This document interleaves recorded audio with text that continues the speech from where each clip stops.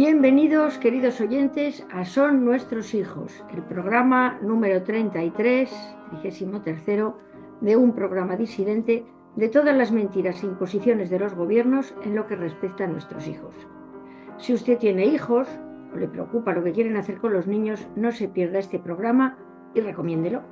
Estamos en Son Nuestros Hijos, Multicanal Radio, la radio sin complejos y sin censura, un programa de educadores contra el adoctrinamiento, que somos nosotros.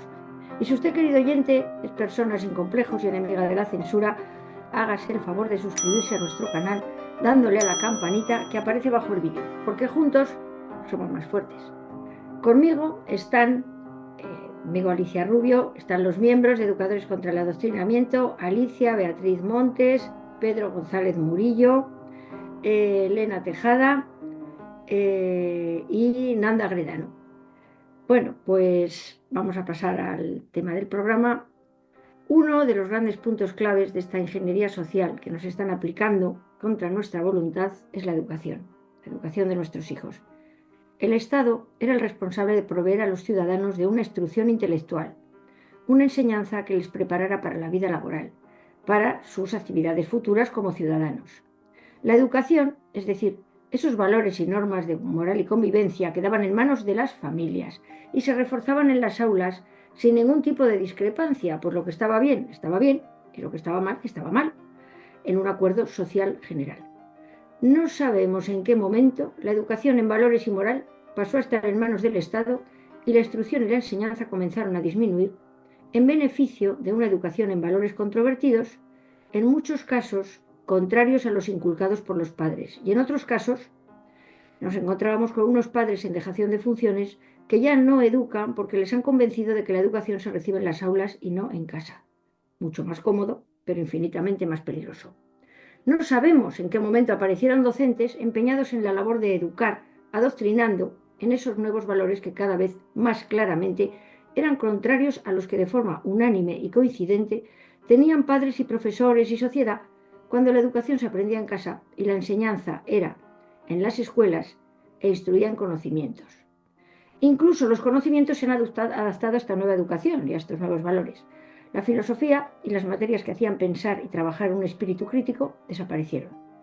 La historia se parcializó con una visión nada ecuánime y las matemáticas se enfocaron con perspectiva de género, mientras la biología se reinventaba en función de las necesidades de una nueva cosmovisión donde la realidad es como cada uno la ve, lejos de una objetividad externa. Preguntaba Vargas Llosa que cuándo se jodió el Perú. Desde Educadores contra el Adoctrinamiento nos preguntamos que cuándo se jodió la enseñanza. Y para intentar obtener respuesta tenemos hoy a una invitada muy especial. Y la presento. Pedimos por favor que nos den un like al programa para que pueda llegar a más gente. Por favor, queridísimos oyentes. Bueno, pues tenemos con nosotros a Paloma Hernández García, autora de 4 libros: Arte, Propaganda y Política, ideologías disolventes en la práctica artística contemporánea en España, que es de 2021. El fin de la izquierda, análisis del desbordamiento de las izquierdas por el globalismo oficial, de 2023. Filosofía para gente despierta, 80 temas para analizar desde un pensamiento crítico, de 2024. Y Islam y feminismo, religión y geopolítica en el siglo XXI, de 2024 también. En la actualidad desarrolla su trabajo desde el materialismo filosófico de Gustavo Bueno. Su canal de YouTube, conocido popularmente como Fortunata y Jacinta, que por cierto nos tiene que contar por qué decidió, seguramente lo habrá contado, pero aquí no lo sabemos, por qué se llama Fortunata y Jacinta. Bueno, está centrado en filosofía política y en filosofía de la historia, y desde septiembre de 2018 ofrece análisis sobre los fenómenos políticos, sociales, artísticos, religiosos, científicos de nuestro presente en marcha. Paloma además es directora de los Encuentros Forjados, seminarios presenciales que se organizan anualmente en distintas ciudades españolas y que este año 2025 cumplen su 6ª edición. Y se van a ser los 6º Encuentros Forjados presenciales el fin de semana del 13, 14 y 15 de junio para analizar, de la mano de especialistas de reconocido prestigio, el tema religión y geopolítica en el siglo XXI.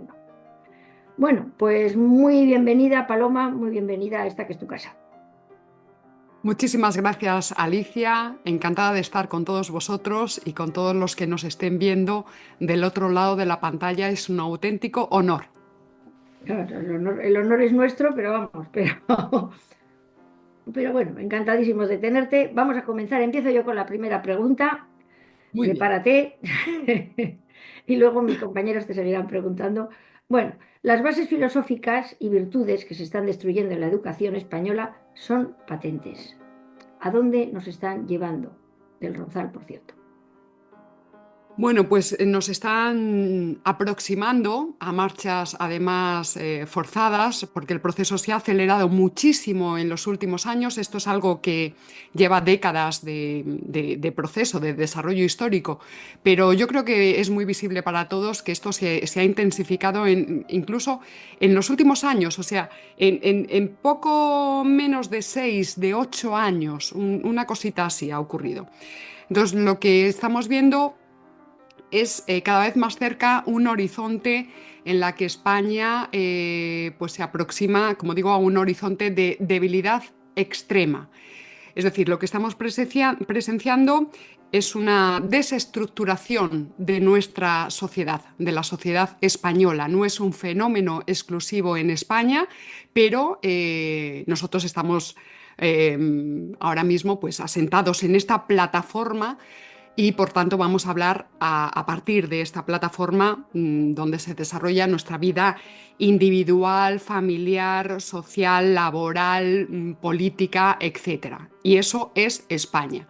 Insisto mucho en esto porque hay una tendencia muy generalizada a poner los parámetros de la acción política en otros sitios, por ejemplo, exclusivamente en el individuo o exclusivamente en el colectivo o, por ejemplo, en Europa o, por ejemplo, en la humanidad.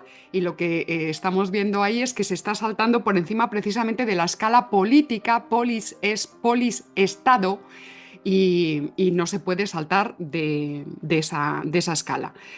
Por tanto, desestructuración de nuestra sociedad cuyos efectos se están viendo ya por todas partes.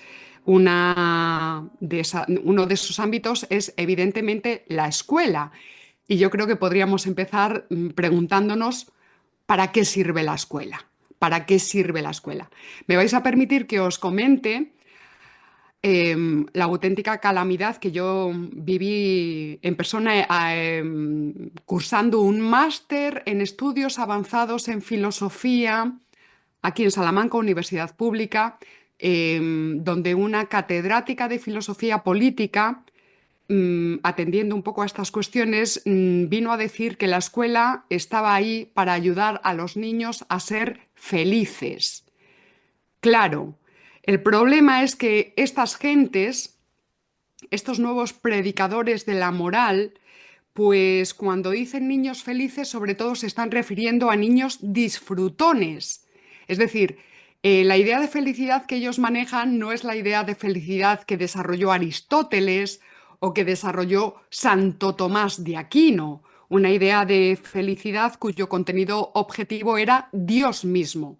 No, no, no. Aquí lo que están tratando generalmente pues nuestras élites, salvo honrosas excepciones, claro está, pero élites políticas, intelectuales, universitarias, periodísticas, etcétera, es una idea de felicidad canalla, es lo que nosotros llamamos la felicidad canalla. Es una idea de felicidad tontorrona que al final se reduce a consentir que cualquiera, o los niños en este caso, hagan lo que les dé la gana. Sí, hay ciertos límites, pero en general va a ser un poco esa la tendencia. Sin enseñar, sin instruir a los niños o enseñarles a gobernar precisamente ciertas pasiones o ciertos instintos y a calcular las consecuencias de esos actos, de los efectos que tienen sus propias acciones. Entonces, es una idea de felicidad canalla, como digo, que es la idea de felicidad del consumidor que está satisfaciendo constantemente sus propios deseos, sus propias necesidades e instintos más primarios, uno detrás de otro. Por supuesto, todos entendéis que yo estoy hablando de una tendencia generalizada. porque no es toda la sociedad la que está atravesada por estas cuestiones. Pero sí que es una tendencia que si hace 40 años, por fijar un punto cronológico en nuestra historia de nuestro país, ¿verdad? Pues era prácticamente residual y además era mal vista, condenada socialmente, lo que estamos viendo ahora es que es una tendencia que se está generalizando en muchos ámbitos de la vida social y política, incluso educativa. Por eso tenemos, yo no tengo hijos, pero sí que me rodeo de gente joven y de niños, y entonces pues yo veo esa tendencia a ver a niños y adolescentes completamente adictos a las pantallas, al juego continuo. Es la idea de que al niño, al adolescente, hay que mantenerle permanentemente hiperestimulado. Esto lo que hace es desarrollar pues, una intolerancia al aburrimiento o a cosas incluso más serias como a las responsabilidades o el hacer lo que te mandan. O sea, es la cuestión de obedecer. Yo creo, me imagino que todos vosotros estáis mucho más al tanto de esta dificultad que tienen muchos niños de nuestros días. Casos concretos que yo observo, pues por ejemplo, y que en mi casa hace 40 años eran, como digo, absolutamente impensables. Niños que llegan a la casa de los abuelos y entonces todo se adapta al niño. Por ejemplo, es el niño el que decide lo que se pone en la televisión, sin ni siquiera pedir permiso. Y en ese caso, pues ahí está gran parte del problema, porque son los propios padres los que no están indicando al niño que esa conducta es inadecuada y no le están explicando por qué es inadecuada. De manera que, bueno, otro caso, por ejemplo, que tengo muy en la cabeza es te montas en un coche con niños para hacer un viaje y entonces es el niño el que decide qué música se va a escuchar durante el viaje. Con juegos, porque al niño hay que mantenerle entretenido, entonces, pues venga, ahora eliges tú y el siguiente soy yo y tal. Bueno, pues este es un problema porque lo que se está indicando es justo lo contrario de lo que es lo prudente y lo sabio, que es lo que se está diciendo es que es, son los adultos los que se tienen que adaptar al niño cuando es justo lo contrario. O sea, lo sabio y prudente es justo lo contrario. Es decir, es el niño el que tiene que entender que es él el que se tiene que adaptar. Esto nos lleva, y de esto sabréis vosotros mucho más que yo, pues a la queja, a la denuncia continuada de cada vez más docentes que lo que están denunciando es que sus funciones cada vez están quedando más relegadas a ser meros entretenedores de niños. Sí, un poquito se guía, un poquito por aquí, por allá, pero en definitiva la cuestión es entretener al niño. Entonces aquí conviene volver a plantear la pregunta, ¿para qué sirve la escuela? Es decir, ¿cuál es la función? El problema es la función. ¿Cuál es la función del sistema de enseñanza de una nación?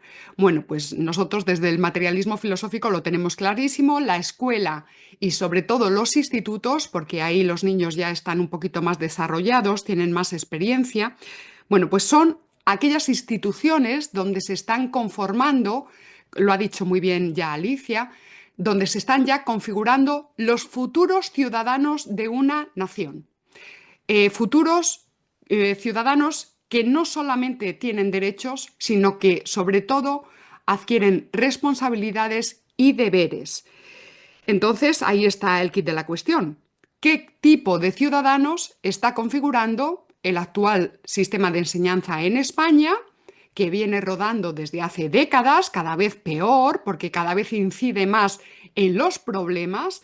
Un sistema que lo que hace es incentivar o priorizar la subjetividad del niño y relegando al docente a esa función que he comentado y que luego podemos comentar un poco más de forma desarrollada, que es la función de entretenedor o mero guía. Sí, algo de guía sí que ejerce, pero en fin, cada vez menos. De manera que este docente, relegado a esa función, incluso tiene que asumir que no puede utilizar ciertos dispositivos rígidos porque eso está muy mal visto desde ese tipo de ideologías, puesto que esos dispositivos rígidos lo que van a hacer es oprimir la subjetividad del niño.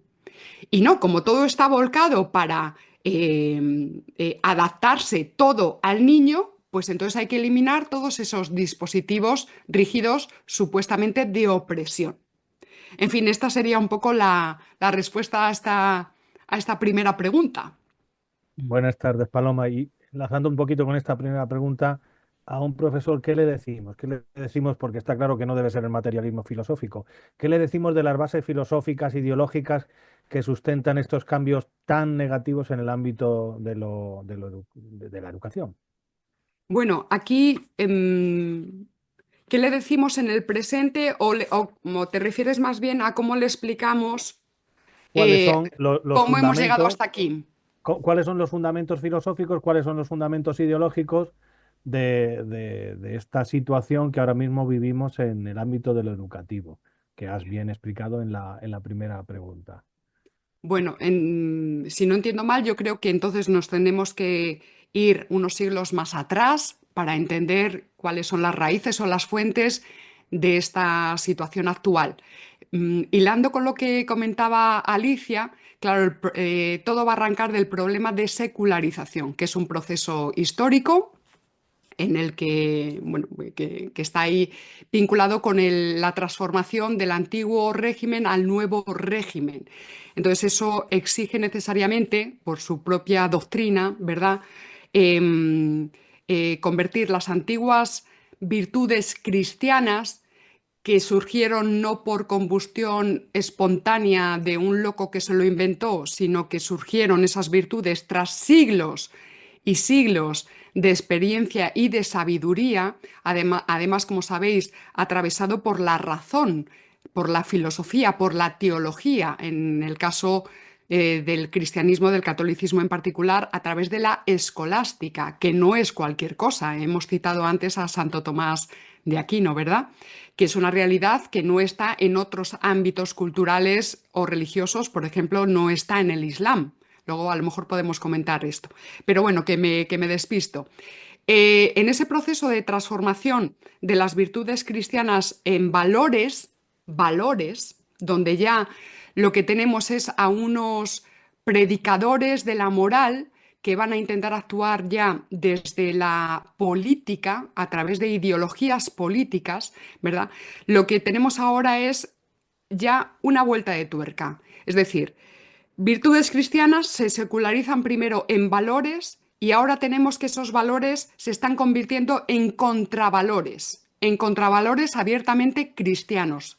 Y esa es la razón por la que ahora mismo estamos desbordados de ideologías aberrantes, completamente desde el punto de vista de la moral de nuestros antepasados, por ejemplo. Pero bueno, para situarme, las fuentes de este cambio en el modelo de enseñanza. Pues muy rápidamente podemos decir que aquí en España se han desarrollado históricamente, en España y en otras regiones del mundo, dos modelos de enseñanza. El modelo de San Agustín, que entendemos que es un modelo de raigambre católica, cristiana, católica, y que es el que se desarrolló sobre todo en España a través de las instituciones de educación católicas, ¿vale? Y que vamos a nombrar como el modelo de la instrucción. Frente a este modelo, en esa época que os comento del cambio del antiguo al nuevo régimen, empujado por la Ilustración y también por ideas masónicas, en fin, ahí hay un conglomerado bastante gordo de cosas, pero bueno, lo que va a empezar a entrar es el modelo de Rousseau. Este modelo de Rousseau lo vamos a llamar el modelo de la educación en vez del modelo de la instrucción. Este modelo penetra muy fuertemente en España a través del proyecto ilustrado, a través de los liberales, a través del krausismo, que tiene un combate en el plano educativo, sobre todo en la enseñanza universitaria española, tiene un combate a muerte contra las instituciones universitarias católicas, el krausismo, y luego penetra muy fuertemente en lo que conocemos como la institución libre de enseñanza. Entonces, lo que vamos a tener a lo largo de todas estas décadas es un combate entre estos dos modelos. Digamos que ahora mismo el que impera es el rusoniano, pero no porque haya desaparecido completamente el otro modelo o partes y contenidos del otro modelo. ¿Qué se está decantando fundamentalmente en la lucha entre estos dos modelos opuestos? Pues algo tan serio como la propia antropología, es decir, la propia idea de hombre. Yo no utilizo lenguaje inclusivo, me estoy refiriendo a la propia idea de sujeto humano, es decir, ¿cuál es la naturaleza humana? Bueno, eso es lo que está ahí en combate. Otras cosas que están en combate es la propia idea o la propia forma de entender el proceso aprendizaje-enseñanza. ¿Cómo se lleva a cabo ese proceso? La propia idea de alumno, ¿qué es el alumno? La propia idea de profesor o maestro, ¿qué es el profesor y el maestro? Todo esto está ahí en pelea a muerte. Entonces, para resumir, muy rápidamente vamos a explicar cuál es el modelo de San Agustín, el modelo católico, para que nos entendamos. Pues es un modelo que va a entender que la naturaleza humana está desviada por el pecado original, pero que esa desviación se puede y se debe corregir. Ojo, porque este no es el modelo protestante, ¿de acuerdo? La antropología luterana, por ejemplo, dice que la naturaleza humana está corrompida desde el principio y va a estar corrompida siempre absolutamente. Es por culpa de la concupiscencia, va a decir Lutero. Entonces, para centrarnos, estamos situados en el modelo católico. La naturaleza del niño está desviada por el pecado original, pero se puede y se debe corregir. ¿Cómo? A través de la instrucción.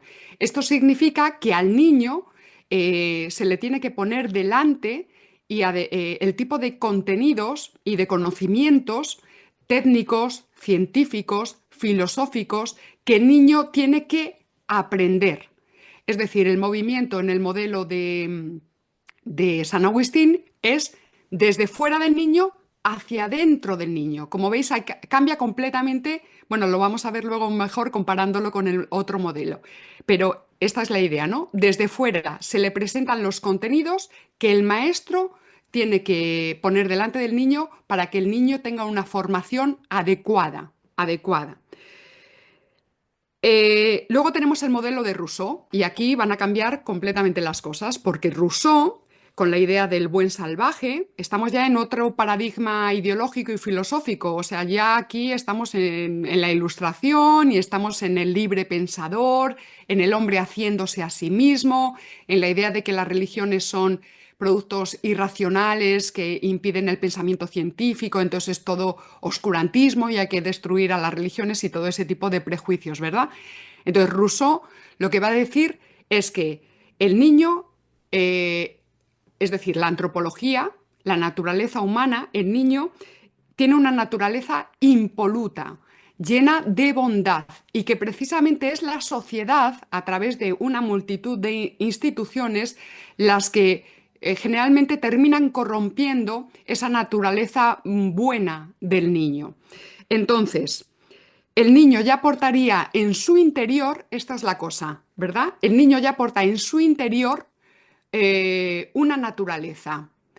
Otros van a decir ahora, de forma moderna, el niño ya porta una personalidad.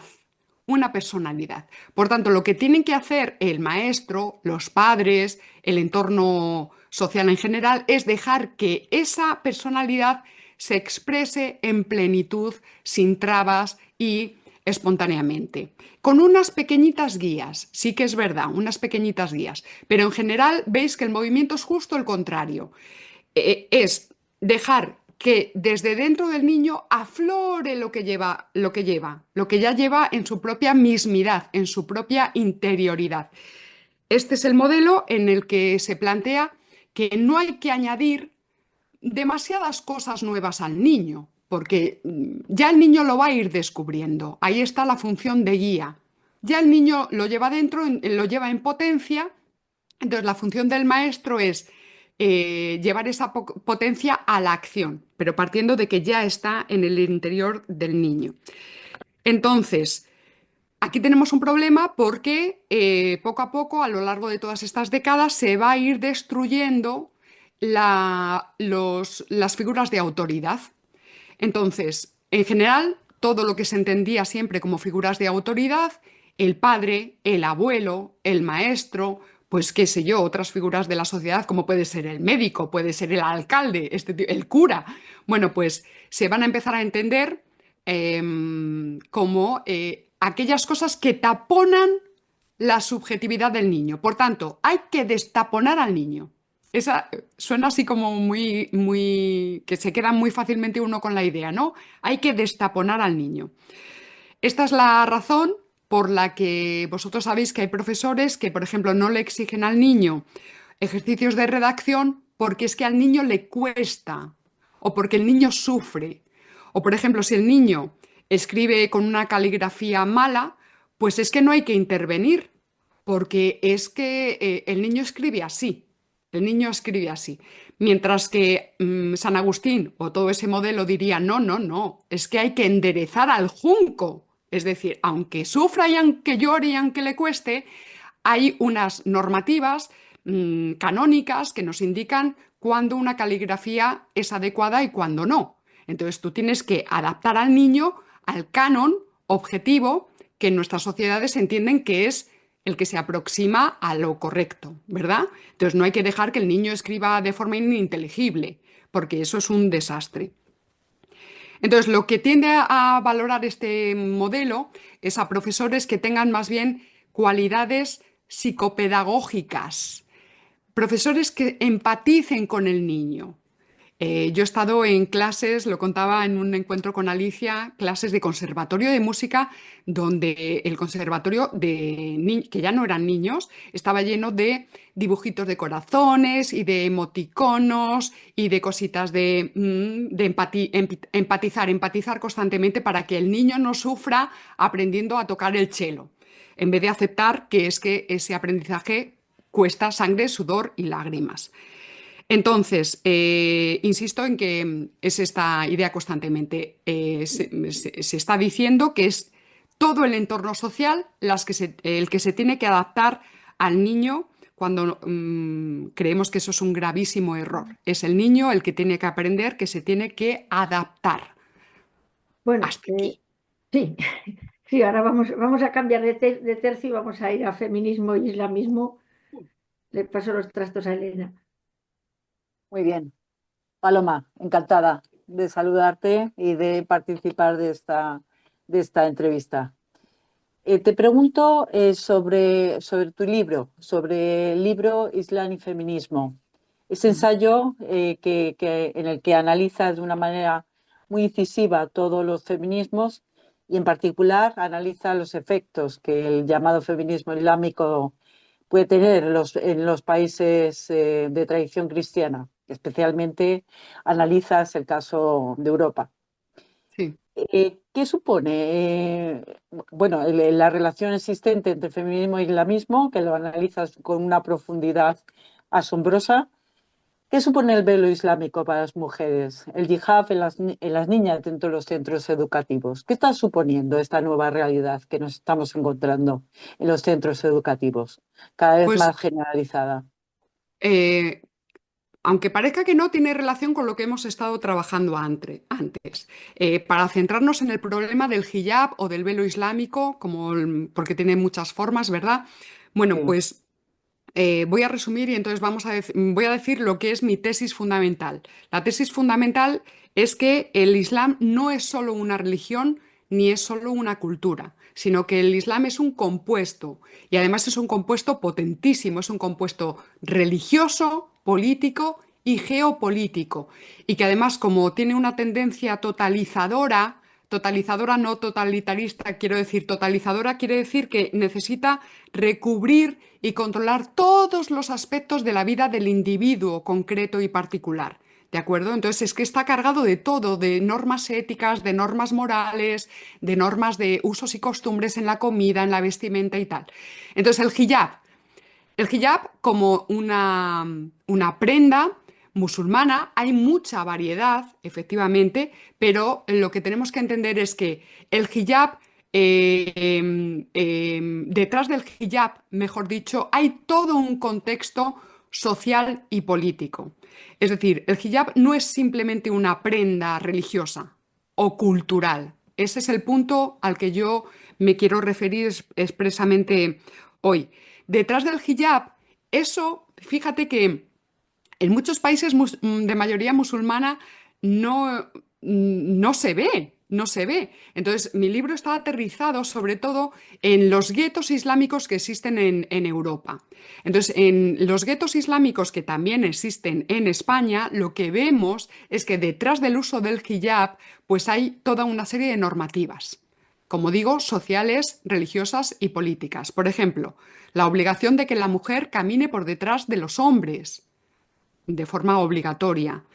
En muchos casos, la prohibición de las niñas que no usan hijab de hacer gimnasia, por ejemplo, o de ir directamente a la escuela. La situación de que las mujeres están tutorizadas de por vida. La situación de que las mujeres hereden la mitad que los varones. Es decir, todo eso es algo que está detrás del hijab. Es que está consustancialmente unido. El hijab no es solamente una prenda religiosa o un hábito cultural, para decirlo así.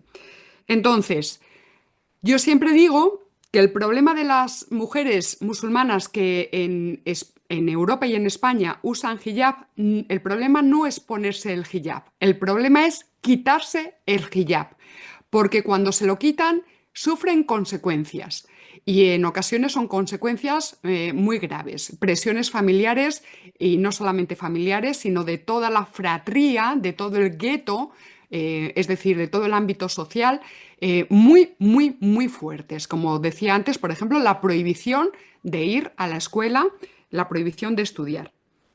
Entonces, yo estoy en el libro analizo distintas corrientes feministas que se han enfrentado a este tema. Yo no soy feminista, pero eso en principio es totalmente irrelevante.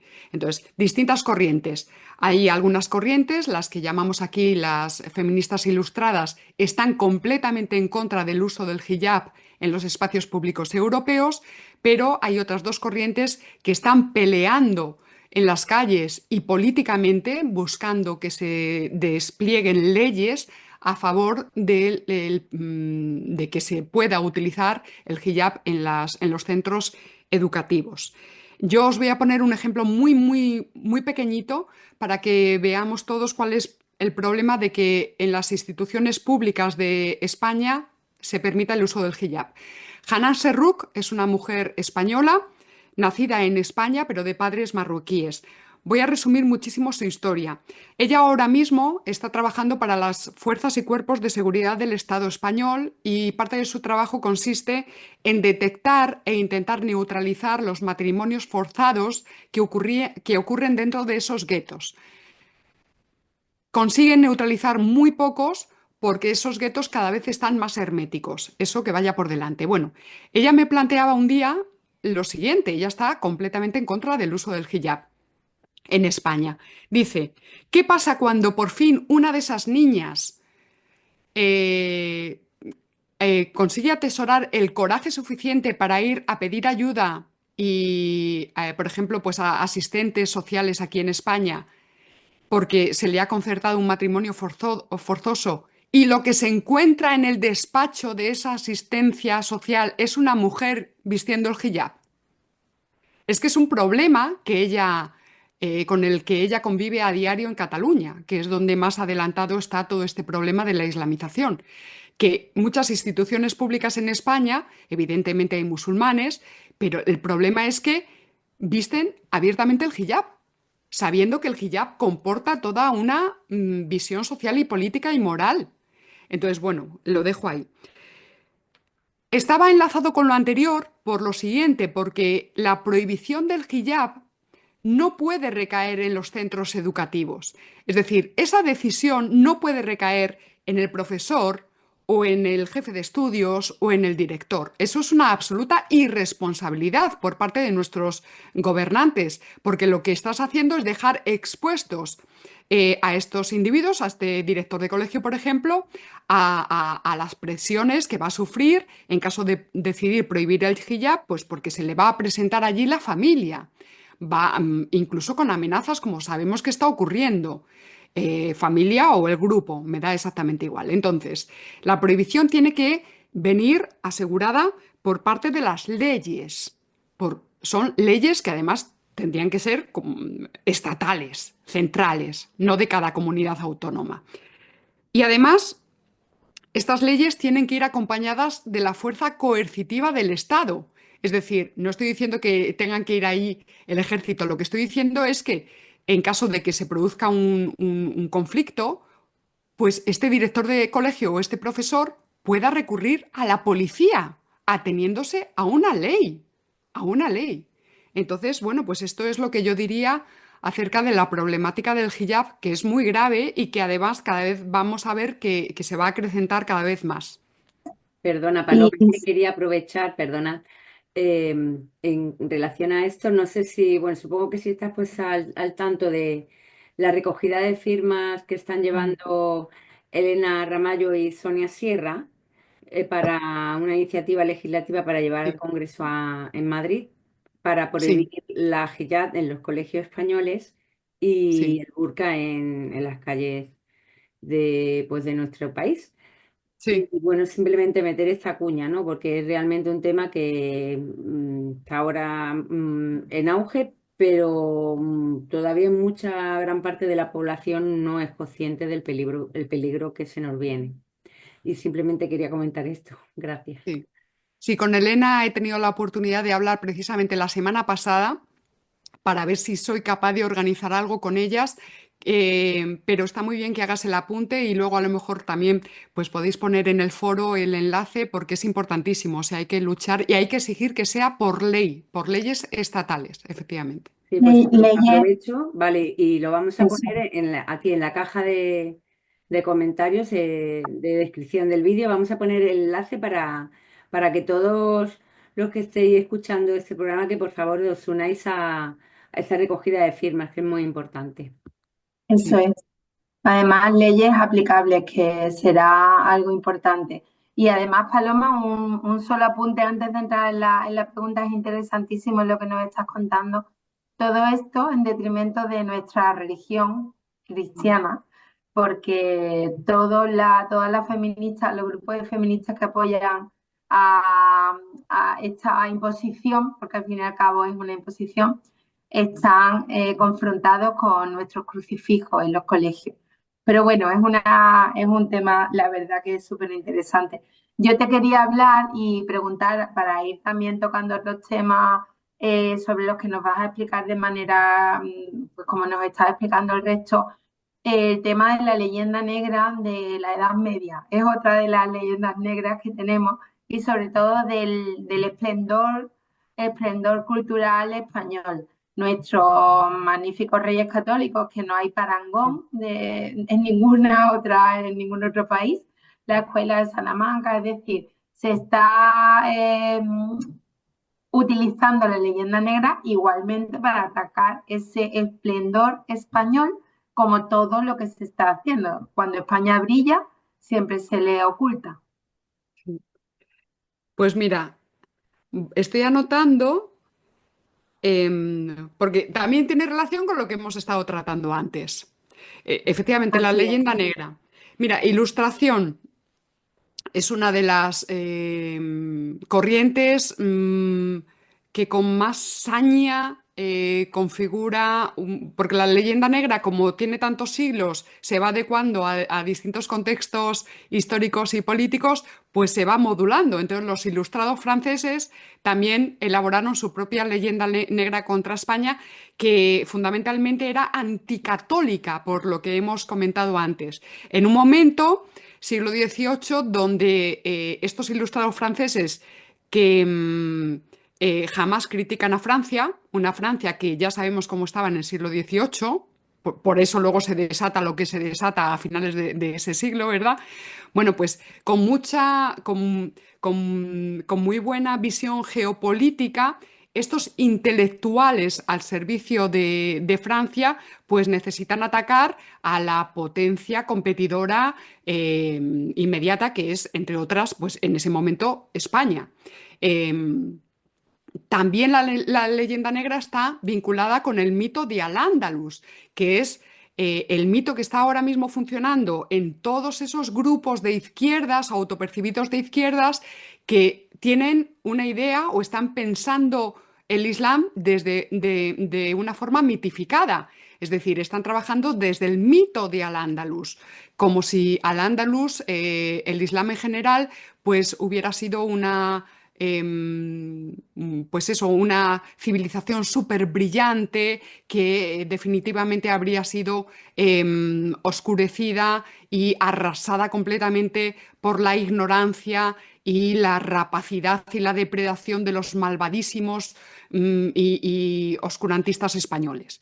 Es decir, que ahí ya hemos hecho un vínculo con los ilustrados, que ya hemos comentado antes, y también con el problema de por qué las feministas actuales tienen esa especie de tendencia a admirar todo lo que venga del mundo musulmán y a confraternizar con el mundo musulmán y a despreciar toda la tradición de sus antepasados y de sus abuelos y de sus padres, que es la tradición católica, específicamente católica, porque hay otros tipos de cristianismo que podríamos también triturar absolutamente de arriba a abajo. Entonces, como tú comentabas, mira, yo tenía aquí señalado que efectivamente la leyenda negra, lo primero de todo, si surge como ideología política es por una realidad objetiva, y es que España empieza a ser el hegemón de Europa. Es decir, porque España es la potencia, la primera potencia, y esa potencia la conserva durante siglos. Y entonces, bueno, pues hay otros poderes colindantes, ¿verdad?, que buscan también su pequeñita cuota de poder político. Y entonces necesitan hacer propaganda antiespañola para, de alguna manera, bueno, pues empezar ¿cómo se dice?, a romper la reputación tremenda que tiene el Imperio Español. Tú has mencionado a los Reyes Católicos. Bueno, pues el primer estado en sentido moderno que se configura en Europa, y cuando digo sentido moderno me estoy refiriendo al primer estado que se organiza para combatir eficazmente los abusos de los poderes señoriales nobiliarios de la Edad Media, pues ese estado es el Estado español, el estado de los Reyes Católicos. Más cosas, por ejemplo, que ocurren. El primer estado en el que se lleva a cabo la reforma del clero cristiano para combatir efectivamente desviaciones y corrupciones y excesos y abusos que había por parte de feligreses y también de obispos que actuaban más como nobles que como obispos y ministros de la Iglesia. Bueno, pues el primer estado que consigue hacer esa reforma es la España de los Reyes Católicos, precisamente de la mano del cardenal Cisneros. Por eso yo soy siempre tan rotunda con esta cuestión. Lo que hizo Lutero no fue una reforma.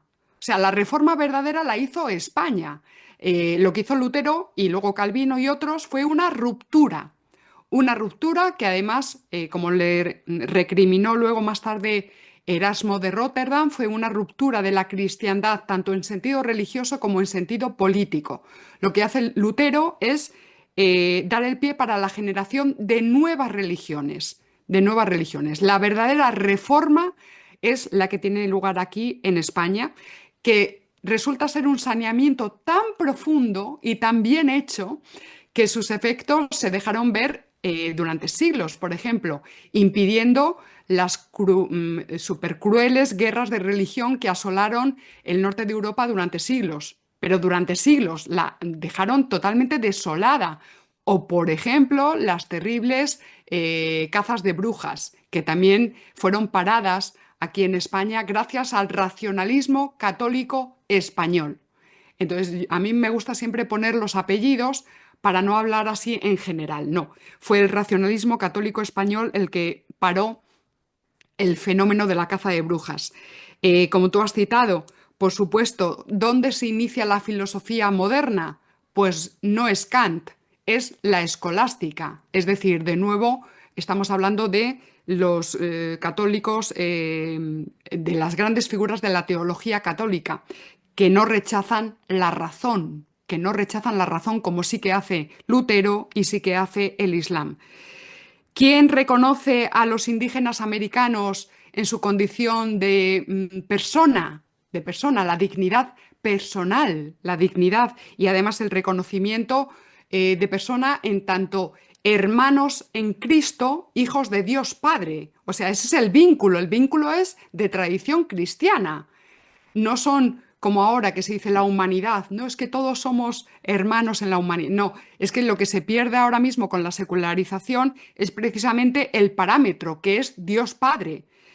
Pues el reconocimiento de esos indígenas, que se hizo además jurídica y políticamente, lo hace el Imperio Español, católico español. El reconocimiento de su dignidad como personas, no como infrahumanos, no como casi animales, y además el reconocimiento como súbditos de la corona española. Por supuesto, las grandes órdenes religiosas, estos grandísimos teólogos, ahora mismo oscurecidos y silenciados por todos los lados, pues es lo que era la élite, eran la absoluta élite de la época, la élite filosófica, la élite cultural, moral, la superélite, es decir, lo que hoy día de forma muy ridícula llamamos los intelectuales de hoy día. Bueno, pues si tenemos que comparar a un Pérez Reverte con un cualquiera de los de la Escuela de Salamanca, un Domingo de Soto, por ejemplo, pues es que el pobre Pérez Reverte se queda en un, por no hablar de un Bardem, por ejemplo. ¿Qué hablar o qué decir del siglo de oro español? ¿Qué decir de las artes? Porque mira, la leyenda negra sobre todo se ha centrado en que España no desarrolló nunca, que esto es mentira, todo es tergiversación, pero se está centrada en que España no pudo desarrollar nunca ni pensamiento científico ni pensamiento filosófico. Por eso no se habla de estos filósofos.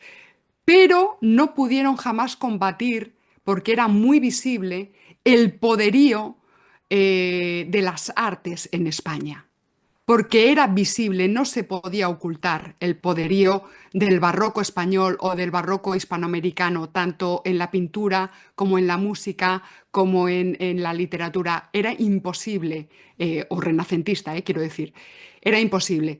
Bueno, ¿cuándo se ha empezado a poder atacar a las artes de tradición hispánica? Precisamente a mediados del siglo XX.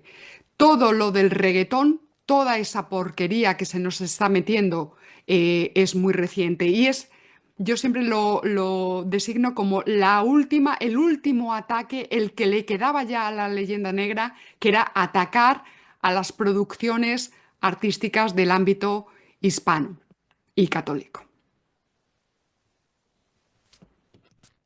Paloma, nos queda muy poquito tiempo, pero hay que preguntarte, pues, sobre el papel que están teniendo nuestras maravillosas, entre comillas, leyes educativas en temas como la imposición de la memoria, la historia en general, la tergiversación de la biología, la Agenda 2030, ¿vale? ¿Qué nos podrías decir sobre todas estas cuestiones brevemente? Bueno, pues brevemente enlazaría con la primera cuestión. Lo que se está configurando son individuos completamente desnortados, ensimismados completamente. Es decir, bueno, eso por un lado, a escala individual, porque a escala social y política lo que se está haciendo con todas estas leyes de memoria democrática es precisamente empujar un proyecto de fragmentación social y política en España. Es decir, es fomentar la idea que tiene ya muchas décadas de historia, que está muy penetrada en la socialdemocracia, que es la idea de que España es una prisión de naciones y que por tanto hay que dar reconocimiento político-jurídico a esas naciones puras que estarían por ahí, ¿verdad?, oprimidas por el malvado Estado español. Eso es un problema, eso es la propaganda, esa es la propaganda, porque el efecto real es la ruptura del Estado español, que no es solamente el Estado como una cosa administrativa, es la ruptura de la nación, es la ruptura de la nación.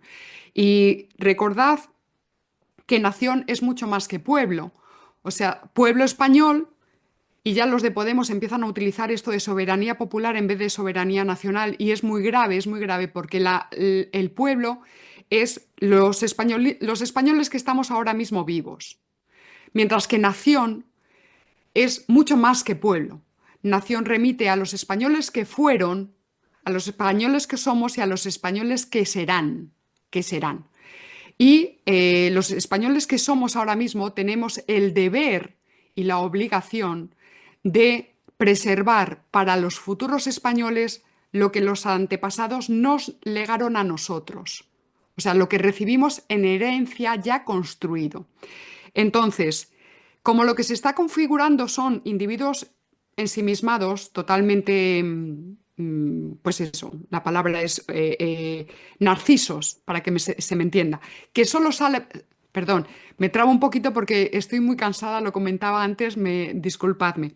Estos individuos, cuando se conviertan en ciudadanos, por ejemplo, con derecho a voto, solo van a saber exigir derechos y libertades. Derechos que además son entendidos en sentido subjetivo, o sea, derechos en función del sentimiento, ¿de acuerdo? Y no van a querer saber nada, como ya estamos viendo en nuestra sociedad, de deberes, ni de responsabilidades, ni de obligaciones, que son precisamente las que se tienen para con el conjunto social donde tú estás insertado. Y ese conjunto social se llama España. Se llama España. Y España comprende históricamente a todo el territorio español, a Cataluña también, y al País Vasco también, y a Galicia también, en fin. Entonces, el problema es que se está configurando en las escuelas y también a través de la propaganda política y a través de las redes sociales, se está configurando a tontos útiles sin capacidad de crítica y por tanto sin capacidad de protesta ni de reacción. Con que tengan lo suficiente para conseguir esa felicidad canalla del consumidor satisfecho, con eso ya lo tienen. Y mientras tanto, unas élites políticas que son más bien geopolíticas, que están asentadas principalmente en Bruselas, pues van a decidir el futuro de España. Y si ese futuro significa que hay que fracturar España en cachitos, pues eso es lo que van a conseguir. En fin, lo que necesitamos es ciudadanos críticos, sí que los hay, entonces necesitamos empujar y luchar contra este subjetivismo atroz del individuo atomizado y de la felicidad canalla. No sé si he respondido más o menos a la pregunta, pero bueno, por ahí va. Sí, Paloma, sí, muchas gracias. Sí, yo creo que sí. Y bueno, y poquito nos gustaría hacer una tertulia porque han salido temas francamente interesantes y esa es la verdad.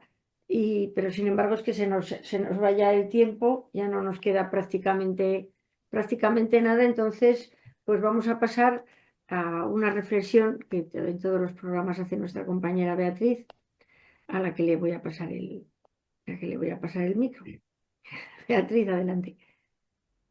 Querido oyente, hoy en día los corruptos se ríen a carcajadas. Sí, sí, todos esos que se han dejado sobornar para lograr más poder. Todos esos que se han pervertido y vomitan sus corruptelas en las aulas de nuestros hijos.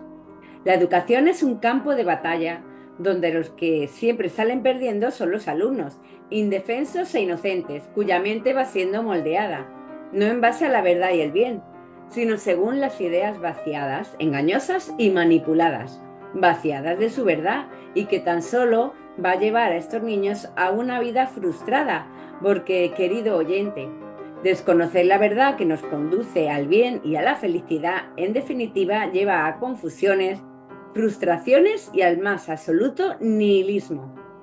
Decía Kant que es imposible imaginar nada en el mundo o fuera de él que pueda llamarse absolutamente bueno, excepto la voluntad buena, que es precisamente lo que les falta a esos perversos, una voluntad que busque el bien hacia los niños. Pero claro, al igual que no podemos pedir peras al olmo, tampoco le podemos pedir bondad a gente que no tiene ni la más mínima noción de lo que es tener una vida bondadosa, basada según unos principios morales que guíen su actuar hacia un bien supremo que va más allá de sus intereses egoístas. Porque, querido oyente, como bien conoce nuestra querida invitada Paloma, La virtud en estas personas brilla por su ausencia. Y por esto no es de extrañar que en lugar de guiar su voluntad hacia lo bueno, en lugar de trabajar por un mundo más justo, más honrado y más feliz, están empeñados en encaminar a las futuras generaciones por senderos perversos y destructores. Y por esto nosotros, los miembros de la Asociación ECA y personas como Paloma, damos la batalla sin rendirnos, mostrando a los niños verdaderas razones para elegir siempre la verdad y el bien. Lo hacemos y lo haremos por ellos, porque son nuestros hijos. Un saludo y hasta la próxima cita. Pues muchísimas gracias, Beatriz. Y ya vamos a dar fin a este programa de Multicanal Radio. Son nuestros hijos, un programa disidente para padres concienciados que quieren saber más. Bueno, nos despedimos de Paloma. Paloma, ¿quieres añadir alguna cosa? Muy breve, que ya lo habéis comentado antes. Cuando se quita el crucifijo de las escuelas, pensando que ahí se está configurando un espacio neutro donde por fin podemos armonizar a todas las culturas, pues no es verdad. Ese espacio neutro no es neutro, se va a llenar con cualquier otra cosa. Wokismo y todas sus aberraciones o Islam. Vamos, lo has clavado. Creo que estamos Totalmente de acuerdo. Totalmente de acuerdo, yo también. completamente de acuerdo. Bueno, pues ya finalizamos el programa y es una pena. Yo creo que vamos a tener que hacer otro programa Una porque segunda se han quedado un montón de preguntas en el tintero, ¿a que Un sí? montón. Sí, Muchísimas. Paloma, tienes que volver. Bueno, Sí, yo vuelvo, yo encantada. ya has visto que aquí te tratamos bien, que esto que no Los es un profesores examen, te que tratamos bien. estamos encantados de oírte. Así que, bueno, pues eso, cerramos ya. Multicanal Radio tiene un Patreon al que pueden suscribirse desde 6 euros al mes, que 6 euros al mes no es nada, donde apoyarán a iniciativas como esta y encontrarán contenidos exclusivos y además el enlace a Patreon lo encontrarán en el canal de Multicanal Radio. Más fácil imposible. Y a los miembros de ECA, Educadores contra el Adoctrinamiento, nos encuentran en la web www.eca-e.es. Tenemos un teléfono para WhatsApp, que es el 611-098836, para cualquier duda o si necesitan ayuda o cualquier cosa que consideren que está pasando en las aulas con sus hijos. Y un teléfono que tenemos también de Bizum, por si quieren aportar económicamente, el 676-855027. También tenemos PayPal en la web, o sea, todo facilísimo para que puedan ayudar si quieren colaborar. Y nos pueden seguir en las redes sociales. Muchísimas gracias a todos, a nuestros invitados, a los miembros de ECA, a nuestra invitada, a los miembros de ECA y a nuestros oyentes.